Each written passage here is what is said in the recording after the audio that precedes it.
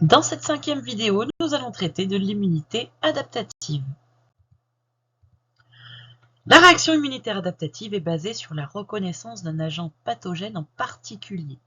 Elle est spécifique.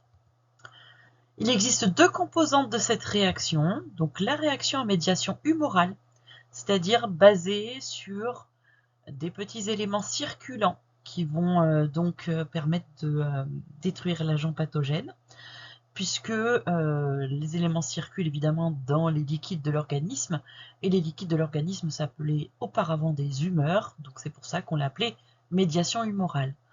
L'autre composante, c'est la réaction à médiation cellulaire, c'est-à-dire que la destruction de l'agent pathogène se fera de cellule à cellule.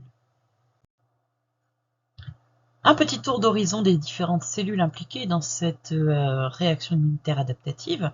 Les lymphocytes B, dont les récepteurs sont des anticorps membranaires et qui reconnaissent directement les antigènes. Ensuite, nous avons les lymphocytes T CD4. Donc, leurs récepteurs sont des récepteurs T qui reconnaissent les antigènes qui sont présentés dans des CMH de classe 2. Donc, ça veut dire qu'ils vont avoir besoin d'une CPA, une cellule présentatrice d'antigènes.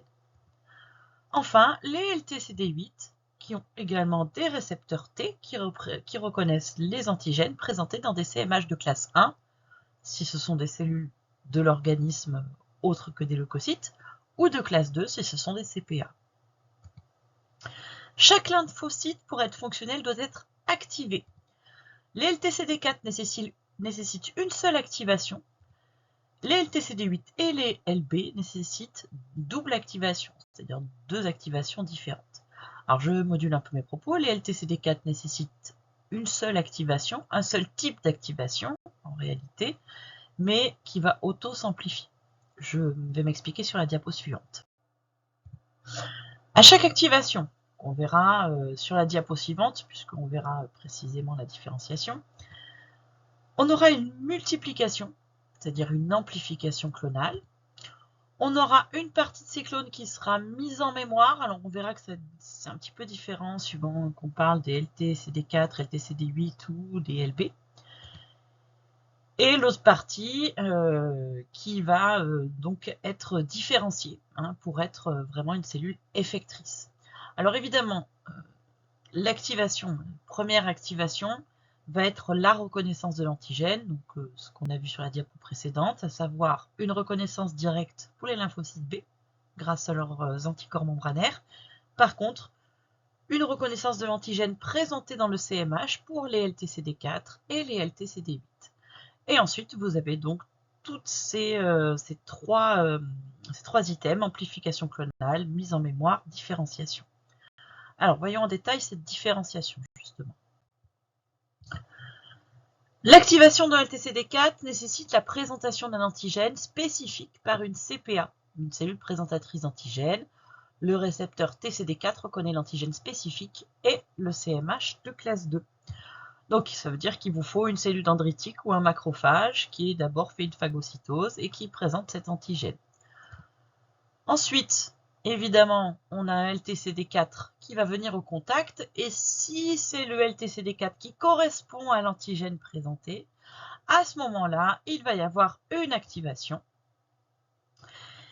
Et notre LTCD4 va se transformer en LT auxiliaire qui va produire en masse une chimiokine, c'est-à-dire un médiateur chimique, qui s'appelle l'interleukine 2. Voilà. Et donc, ce LT auxiliaire va avoir un rôle central puisqu'il va être responsable de l'activation des autres lymphocytes.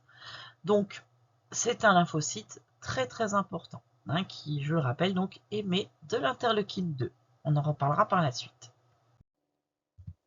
Concernant les lymphocytes B, ils nécessitent la reconnaissance d'un antigène et la présence d'interleukine 2. À savoir que, par exemple, ici, on a une bactérie qui a des antigènes. Lorsqu'un lymphocyte se présente et vient au contact de cette bactérie, si les anticorps membranaires reconnaissent cet antigène, à ce moment-là, ce sera la première activation. La seconde activation viendra de l'interleukine 2, produite par les lymphocytes T auxiliaires, bien sûr. Et à ce moment-là, on aura le même schéma que précédemment, de ce qu'on a expliqué dans la vidéo, dans le diaporama diapositive précédente, pardon, à savoir une amplification clonale, c'est-à-dire de ce clone précisément de lymphocyte B, avec une mise en mémoire pour certaines cellules et une différenciation pour d'autres. Alors cette différenciation, on va la présenter maintenant. Donc elle se fait sous la forme de plasmocytes, qui sont des cellules particulières, beaucoup plus grandes, dotées d'un réticulum endoplasmique, qui sont ces espèces de vacuoles en forme de sac aplati, et qui produisent évidemment des anticorps circulants. Donc, ça vous rappelle quelque chose qu'on a vu tout à l'heure, ces anticorps circulants, c'est eux qui vont circuler dans les vaisseaux sanguins, et donc les lymphocytes B sont responsables de la composante qu'on a appelée amédiation humorale. Hein.